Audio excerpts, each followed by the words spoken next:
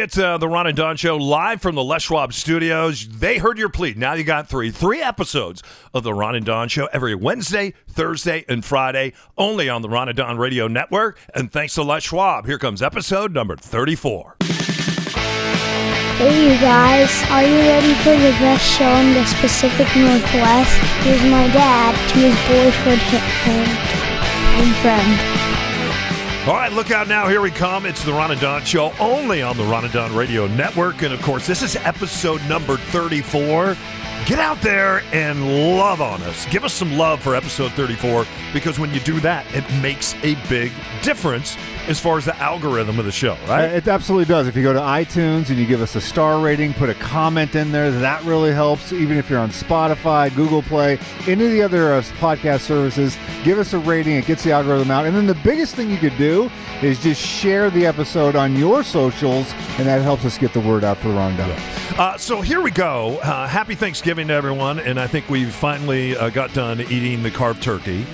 We put that away, right? And we created some great soups with some of the turkey carcasses out there.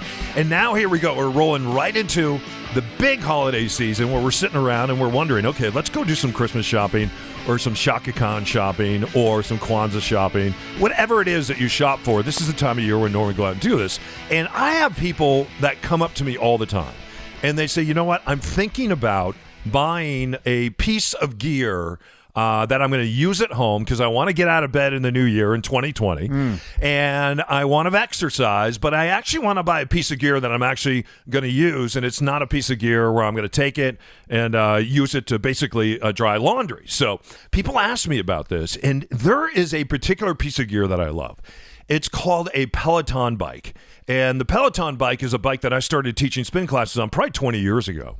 And it's really involved. And if you don't know what a Peloton bike is, basically... Back in your day, it was square wheels. Yeah. That's how long ago Don did Peloton. You pay a lot of money for this bike. You pay over $2,200 for this bike. And, of course, we're in the Seattle area. They have some showrooms. You can go in the showroom, jump on one of these bikes, ride one of these bikes. And then what they've done, which is really smart, is they ask you to pay $39 a month.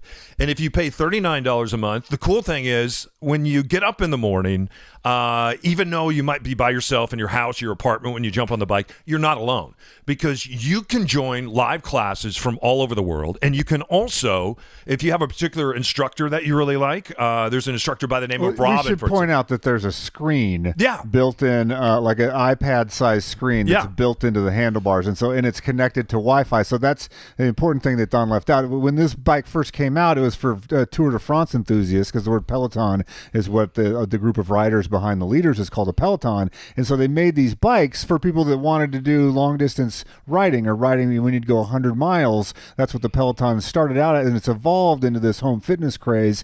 But that screen on the front is revolutionary. That's what's changed the game because it's Wi-Fi enabled. It jumps on the Wi-Fi at your house, and it can stream live video of instructors. Yeah, and I just counted in my mind. I know 11 people that own this bike. 11 people that own this bike.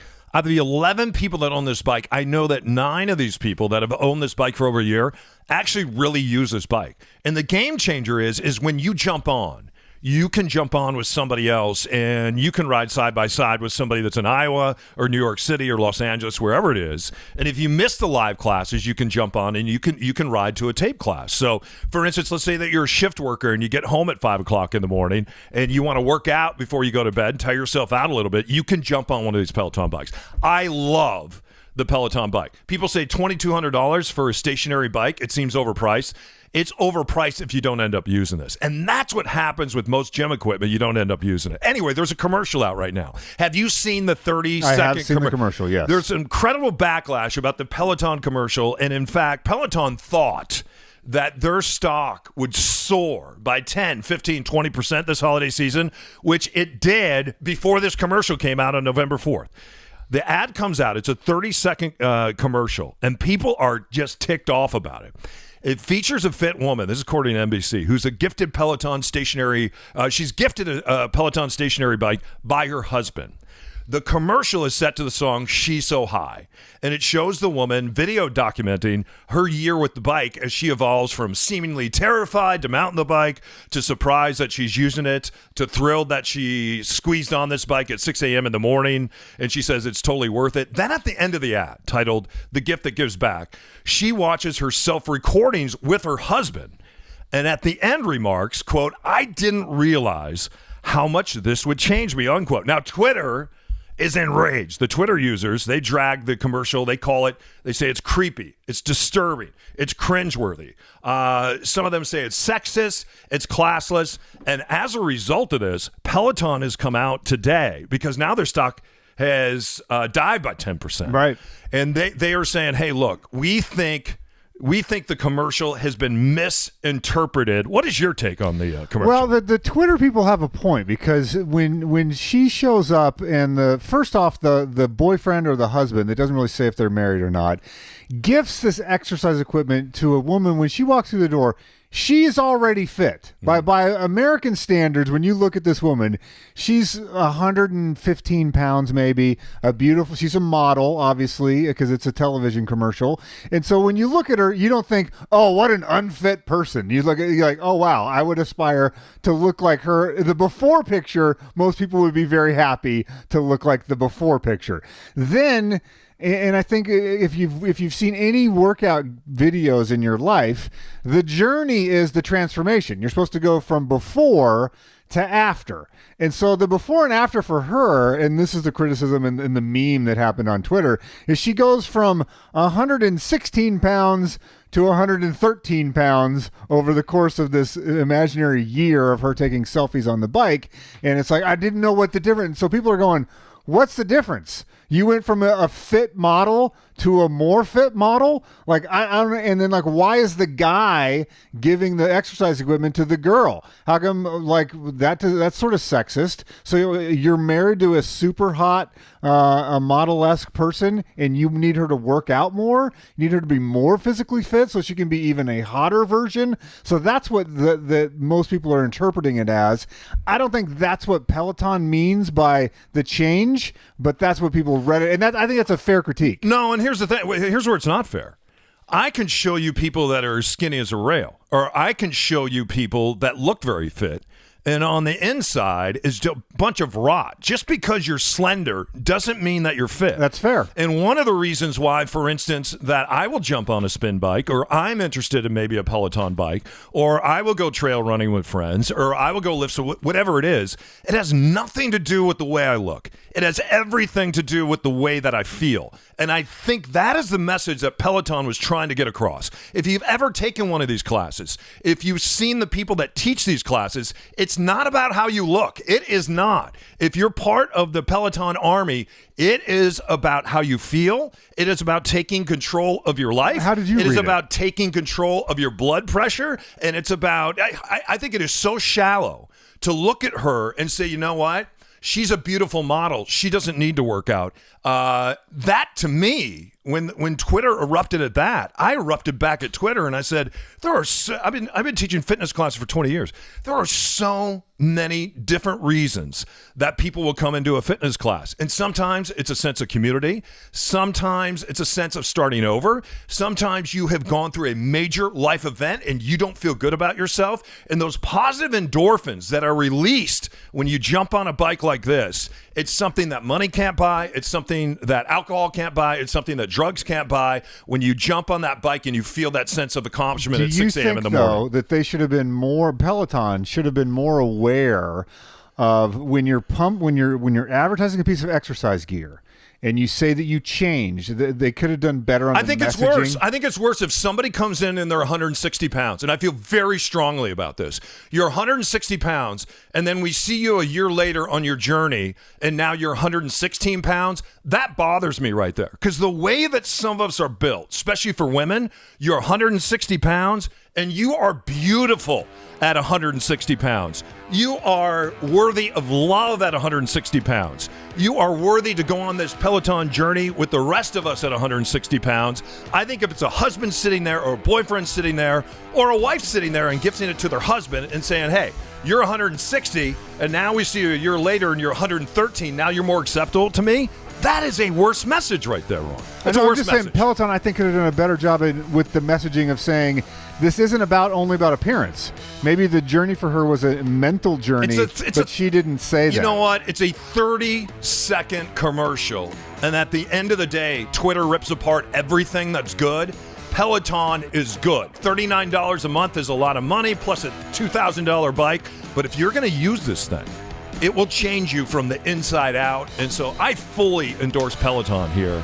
And I think people are overreacting to this. All right, just getting started. Episode number 34. Ron just got back from traveling. And I got a story to tell you.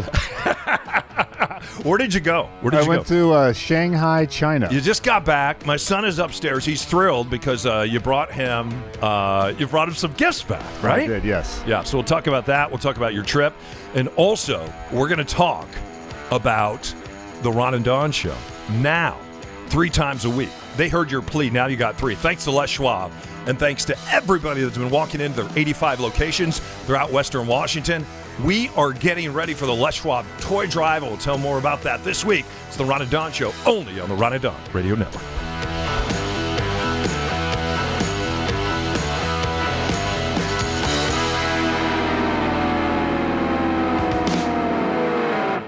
Hey, you know what? They heard your plea. Now we have 3 episodes of the Ron and Don Show. That's thanks to Les Schwab. Every Wednesday, Thursday, Friday. And don't forget, as we're heading into winter driving season, Ron, you just experienced this on one of your real estate journeys. Yeah, I had to drive over to Chelan, or I got to drive to Chelan, and 2 mountain passes.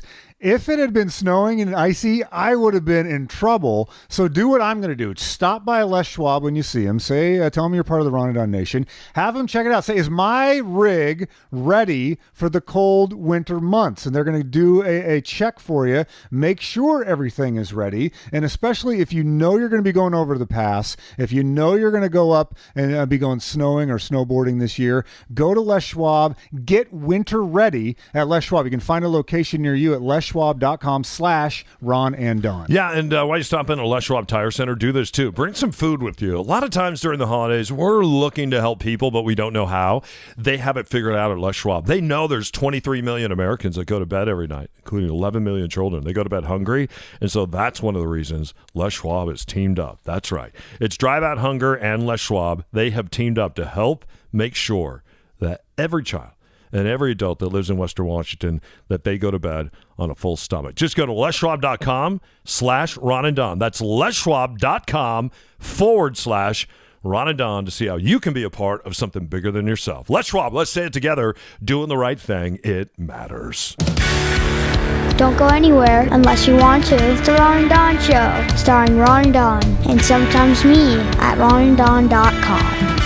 All right, it's the Ron and Don Show, episode number 34. Thank you for making us a part of your lives and letting us drive shotgun, because we know a lot of people listen to us on the way to work or way home, and they heard your plea. Now you got 3 episodes of the Ron and Don Show, thanks to Les Schwab.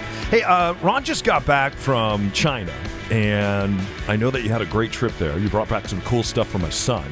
I was reading an interesting article about China while you were gone. It says that Chinese students, this is according to Bloomberg.com, that Chinese students have now far outstripped peers in every other country in a survey of reading, of math, and science ability, underscoring a reserve of future economic strength and the struggle of advanced economies to keep up with China. Ron, you just got back from China. Did it feel like you were in one of the smartest places in the world, especially when it comes to kids like my son that are 9 years old? Not just the smartest places in the world, one of the cleanest places I've ever been. And I had a lot of, you and I are of a certain age where we grew up and we had sort of an image of China. In my mind, especially we weren't old enough to see like Nixon go there in person, but I think right when I was an infant, maybe he did that. And China was sort of seen as this backwards nation, and you had the stereotypes of people, wearing the triangular shaped hat and all of that stuff. And so it was shocking. I went to Shanghai for a trip, just a little holiday to do some travel, and we could talk more about that later and why I did that, because there's sort of a reason that feeds into what happened to us in this last year. But back to this story, I was talking to a person on the flight going over there, and I was like, how did you achieve what you achieved? Because they now work here in Seattle, and they were going back to visit family in China. And so first of all, I just want people to think about this for a minute. The entire population of the United States. So think about everybody in the entire United States. So around 340 million people, let's say. So every person you've ever seen in the U.S., there are probably twice as many students in grade school and junior high than the entire population of the United States. So just think about that. There are more elementary school kids and junior high kids, 2 times as many as U.S. citizens. So it's just, they have 1.5 billion people in the country. And when you look at the top most populated cities in the world, if you just do a Google search, like half of them are in China. Shanghai itself was 24 million people in the city. So for these 2 folks that I met in the airport to make it to Seattle and to be able to work for big tech companies, they said when there's one test in China.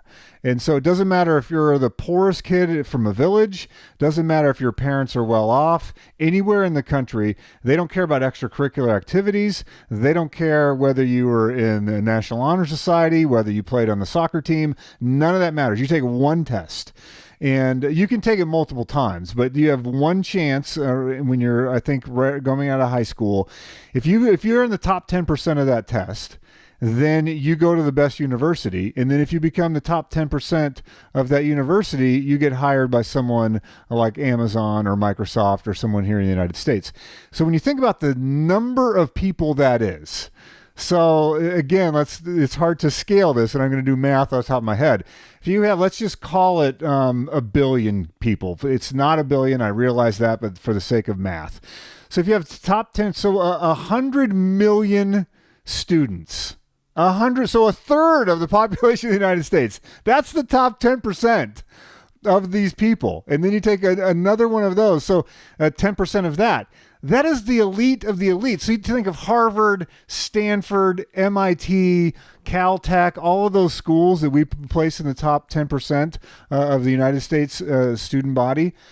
It would be all of them combined would not even make up this number. So it's an astronomical number of incredibly smart kids that have aced this test and worked incredibly hard. And so, like, for instance, these parents know that if you're a child and you're in a poorer village, you don't live in Shanghai, you don't live in Beijing, you don't live in one of the biggest cities in the world, that they're going to work with that kid. It's like, listen, you have one chance. If you do well on this test, your school is paid for, you're out of this village, you're getting a top-notch education, you work hard, you do well, and you can be anywhere in the world. Like, China has moved beyond this. So anyways, that was a fascinating story to me, because what I saw there, the United States should be very worried right now because of the ambition of this class of people, close to 1 billion people, that is coming into the middle class, and they are embracing, they're for the first time in the history of that country,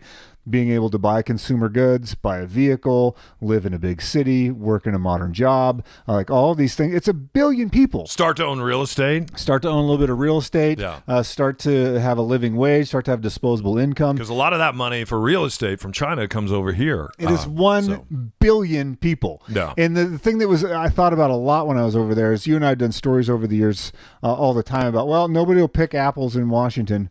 Nobody will do these class of jobs. And we've had stuff about immigration and, people from Central America will pick those, but we don't want to give them access and don't want to give them citizenship.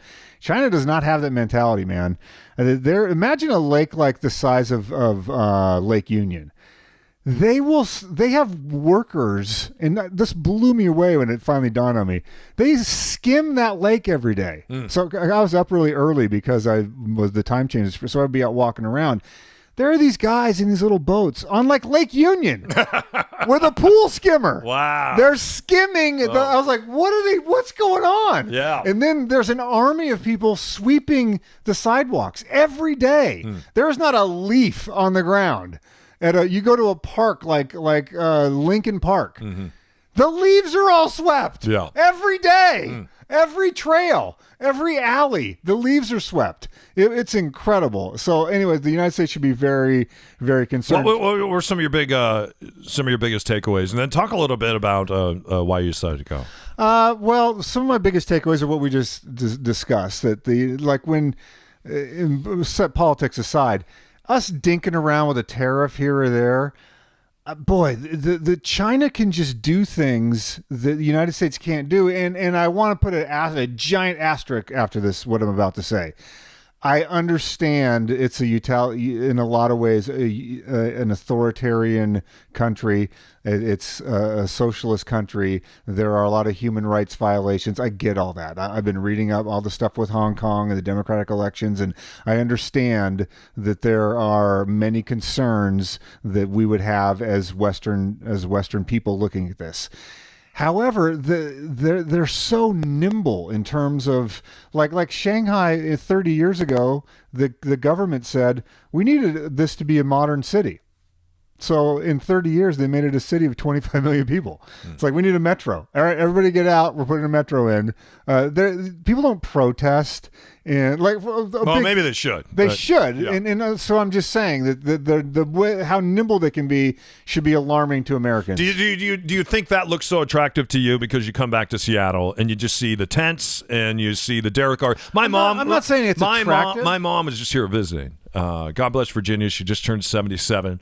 We had a great birthday party for her. She says hello, by the way. She was shocked. And she's from New Mexico. And New Mexico isn't...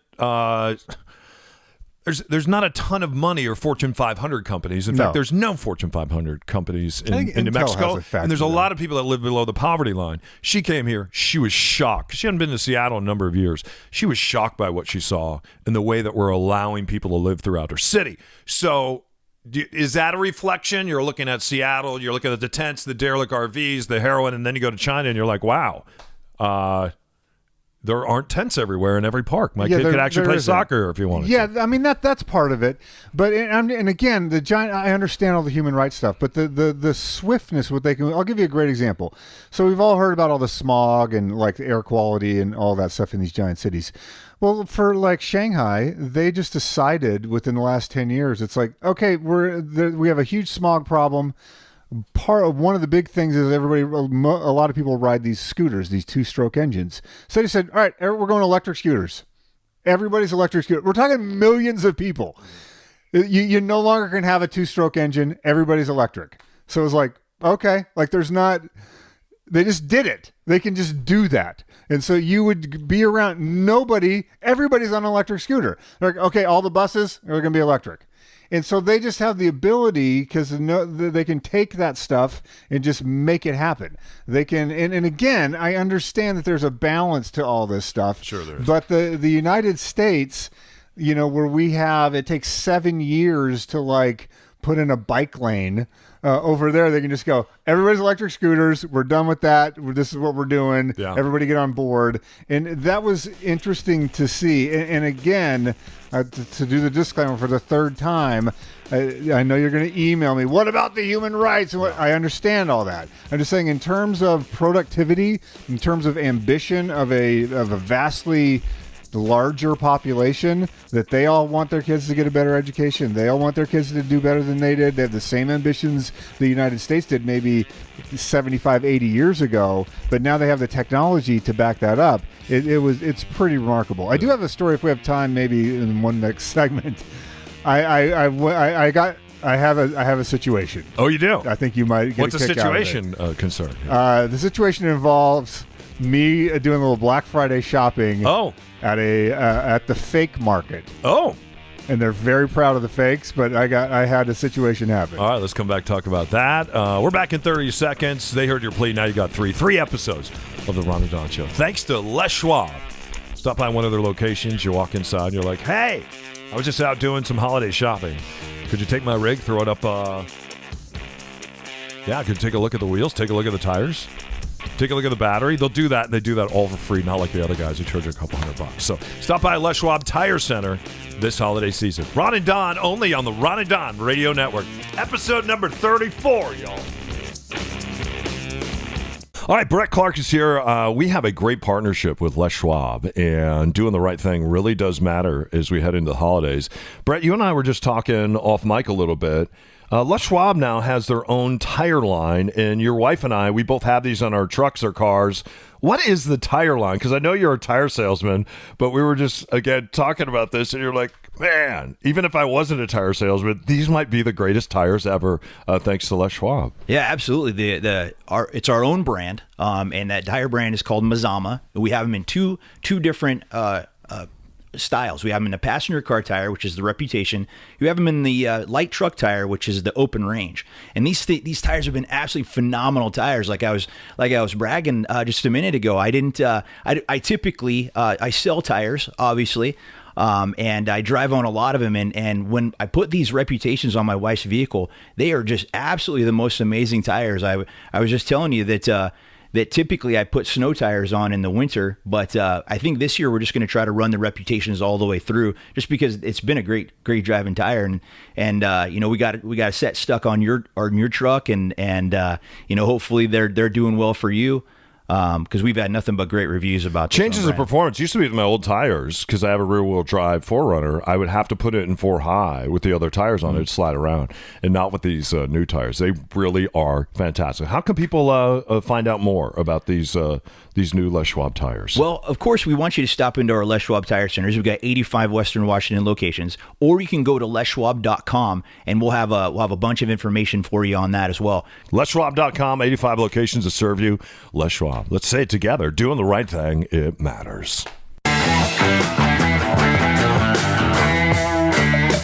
You're listening to my dad's podcast. It's the Ron and Don Show, only on ronandonradio.com. All right, it's the Ron and Don Show, only on the Ron and Don Radio Network. Don't forget, we are licensed realtors with Windermere, and we do something called a Ron and Don Sit Down. We just grab a cup of coffee, and we sit down, and we talk about your real estate journey. Here comes 2020. What's your real estate journey going to be like in 2020?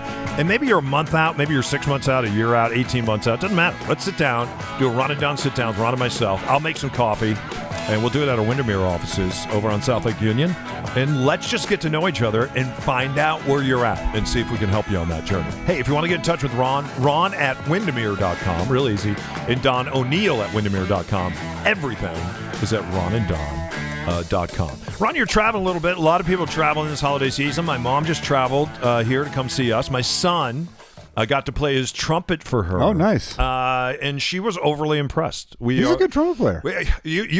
We have blown past Hot Cross Buns, blown past it. He's a young Dizzy Gillespie. We are right on to Mary Had a Little Lamb. And you know what's pretty cool, though? What's really cool is we'll jump in the car and I'll turn on some Doc Severinsen once in a while, take you back to the Johnny Carson days. That guy, man, could play the horn. And I would encourage people, and my grandfather loved to do this. He loved big brass instruments.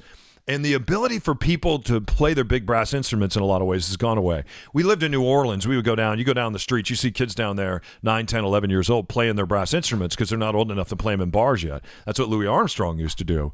It is really incredible when you get together with kids and there's 11 trumpet players and they're all playing Mary Had a Little Lamb. One of those kids has to be your kid in order to appreciate it. But it's just freaking awesome. Yeah, it is absolutely awesome. I hope he does really well. And learns, keeps on going. So anyway, Virginia was back in New Mexico. You're back here in Washington State, but you just got back. You were doing some holiday shopping too, right? Yeah, I was doing some holiday shopping, and so I need to set this up, and then I'm going to do a little show and tell. So I went on this food tour. And we're going around and eating a bunch of interesting food, including a rabbit head, which I tried. Ooh. And I'm not going to get into it because it was a little bit gross. Yeah. But I'll show you the picture. I don't think you would do it. Eyes in or eyes out? Eyes in. Ooh. It was something. Anyway, so we're with this this couple. They live in Shanghai. They're from Israel, and they're like, "Oh, have you been to the fake market?" Was his little nose still on? It was a rabbit head. Were you supposed to eat the nose and the eyes? We'll get into that, a different story for a different day. So did you eat the brains? I did try it. Oh, wow. Oh, Wait good for you. You know what? I can show you the picture. I appreciate that about you. I appreciate that about you. It's like, I'm over here. I might as well try it. It's a Szechuan delicacy. Okay. So this couple from Israel, the wife that was on the food tour with me, she goes, "Have you been to the fake market yet?" And I was like, "No, what is that?" She goes, "Okay, ironically, the science and technology stop on the subway is it's the unofficial fake market." And so you go in there, you think of anything you can think of. For the most part, and there is the fake version of that, and I sort of need to digress one more time here. The Chinese, and this is my interpretation, and this is not, I didn't read this, I'm making this up, this is just my observation. If you work in a factory where you are making a gadget, so let's just say you're making Apple Watch, an Apple Watch or a set of headphones. Mm-hmm. And you're using the same dyes, the same manufacturers, the same material sources, and everything's pretty much the same workers. And one of these set of headphones says Sony on it, and the other one came off virtually the same line, the same product, the same region, and it doesn't have the Sony decal on it. But it was made by Chinese people. Are they the same product? Mm-hmm. So I think in China, they have this mentality of like, well, we're making it anyway. Mm. We're using the same supply chains. So it's the same thing. Yeah. And so they have this market where it's basically the same thing. So I go in there and I was like, oh, well, I'm a cheapskate. I kind of like that. I'm going to check this out. So I take the subway, the metro there, which is the biggest metro in the world. You would have hated it because you're changing trains all the time. So I get in there and I'm walking around. And so this woman says, "Hey, would you like to see some watches?" And I was like, "Sure." So I go over and there's this beautiful display case of all these watches. Did she ask you in English if you want to see one? Yeah, she asked me in English. Okay. So I'm looking at them, and it's Fossil, and it's that brand of watch. And I was like, I'm not really interested in this. She goes, "So what do you want?" And I was like, "If I'm going to get a fake watch, I want a Rolex." And she goes, "Oh, well, come with me." She goes, "I can't show you the Rolexes here."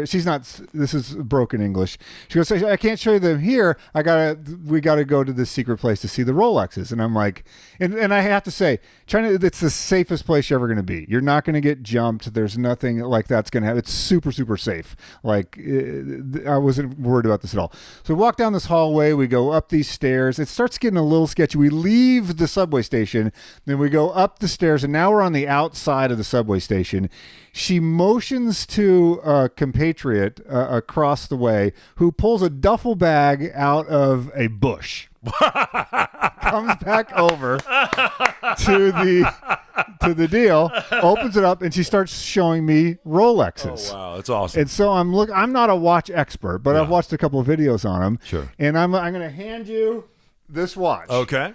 You have bought a lot of watches in your day. Yeah. Tell me what you see of that watch. It looks like it looks like a Rolex. It does it not look exactly like a Rolex? It looks exactly like a Rolex. The band, so I find that Rolex. Is this mine? No, that's my Rolex. What do you mean? No. I thought you said we were playing show and tell. It's a show and tell. What did you bring me? You brought my son old money you didn't use, and then you brought him some candy, and we don't know what the hell is in those wrappers. What did you get for me? I was gonna buy you a fake Rolex. I can't believe you didn't buy me a fake Rolex. You bought this for you. I bought that for me. Unbelievable, Ron. And so this isn't the punchline of the story. Wow. This is not the punchline to the story. It's a beautiful watch. It's a beautiful watch. It's beautiful, I think it needs a new battery, so I'm gonna go get the battery done. So then I got to thinking, and then one of the big hands is going to fall off in about 6 months from now. Probably, just so you know. No, I promise, because someone gave me a fake Rolex before. Right. It's not my first fake Rolex. It lasted about 6 months. I knew that. I was like, okay, if this lasts a week, if I get if I can fool one person or whatever. Yeah, you just fooled me. It's a fun conversation. So then I thought, so I happened to be near that subway station again, and I said, you know what? That was a lot of fun. I'm happy with my fake Rolex. I'm going to go back in there and see what I see. So I'm going through, I'm walking around, and I see It caught my eye at the final thing, and I didn't see it the first time I walked through. The second time I walked through, an iPhone 11. And I was like, huh. I was like, look at that. That's an iPhone 11. Wow. And so I go over and I was like, I wonder if lightning could strike twice here, if this could really be. And so here's the second part of show and tell. Okay. I want you to describe to everybody what this is. Open it up. Yeah, describe the box. The box looks like an iPhone 11, and I open it up, and wow, the instructions, everything, the phone, the packaging. It's an iPhone. Is it not an iPhone 11? Everything to me says it. Wow. Even down to the cords, the plugins. Now take out the actual phone. Yeah, everything. And look at the phone. Has the dual cameras on it. Has the 3 cameras. Yeah. Has the Apple logo. It's the Apple chassis. Yeah. So I see this phone. It looks like an iPhone 11. And I say, is this mine? You want that? You can have that. Don, this is your iPhone 11.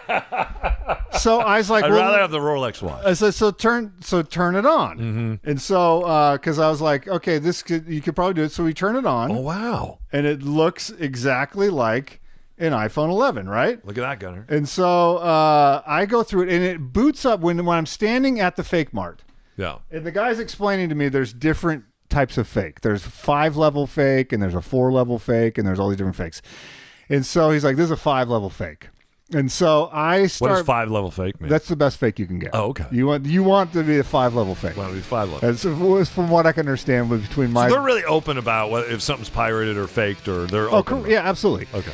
And so when I turned it on, it was still wrapped in all of the exactly like an Apple iPhone, all the little plastic sheathing and the saran wrap, the cling film on there. And so he turns it on, and it says hello, just like when you get a brand new Apple product, and it says select your language, and we start going through the menus. I was like, okay, I've bought enough Apple products in my life to know this is what happens when you buy a new one. You have to set it up, and it scans your fingerprint and all that stuff. Yeah. And so I end up buying it. So what happened? For 470 yuan. Which is how Which much? is like $70. Okay. And so I buy it, take it, I finally get it home, and for like 2 hours, I'm on cloud 9. I believe that it's a Google operating system or Android. Okay. In this, somehow they got the actual chassis of an iPhone 11. It's the same chassis. Yeah. In the same body, but it's not an iPhone 11. No, so, but I think it would work. Yeah. If we want to throw a SIM card in What do there. you mean it's not an iPhone 11? It's not the Apple software. Oh, it's not? No, and I don't think the cameras are real. So you can't... Oh. I don't think they're the same. I don't think they're real cameras. They're just not the iPhone cameras. Okay. So they basically have an iPhone body when the guts are not an iPhone. But it looked exactly... Wow. It looks exactly like an iPhone, What are you going to do with it besides try to give it to me? I was going to... Merry Christmas? You know what you should do? You should mail that to your father. Mail that to Bob.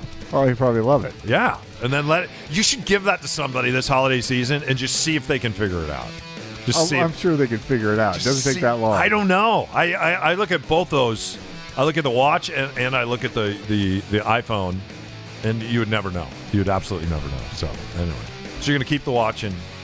Yeah, I almost bought you a Rolex, but I was like, I don't know if they're a piece of junk or not yet. Of course they are. So yeah. That's believe me, you're gonna show up late a couple times, a couple places. Of and course. Like, hey, this new Rolex watch is only 32 minutes off. So anyway. Hey, you heard our plea. Now you got 3. It's 3 episodes of the Ron and Don Show. Every Wednesday, Thursday, and Friday is when it drops. And, Ron, we really appreciate when people subscribe and also give us a 5-star review. We got a lot of those, right? Yeah, you can go 4-star if you need to, but 5-star does help us out. And also a comment there on iTunes especially helps the algorithm. All the other ones, but literally share it for us. That helps us the most. Copy an episode that you like, write it up on your social media, and put the link in there and share it. That will help us get new subscribers. Yeah, thanks to Les Schwab for being a part of the Ron and Don Show. Real quick, as we end episode number 34, if people are looking or some Ron and Don Nation gear, because it's the holidays, you can buy that. Absolutely. RonandDon.com. Click on the radio microphone, go down and get all the gear. The T-shirts run, they're slim fit. Yeah. So you might go size up if you're not a Peloton model. Okay. You might do a size up on that. The dog bandanas. Yeah. I've actually heard someone that said they work on cats too. Nice. I can't vouch for that. All right. But we do have dog bandanas that evidently work on cats too. All right. Everybody keep your head up, your shoulders back, and we'll see you on the next episode of the Ron and Don Show, only on the Ron and Don Radio Network. Ron and Don. Ron and Don. Ron and Don. Ron and Don. On the Ron and Don Radio Network, man. Okay, how much do I have to pay you for this? $1.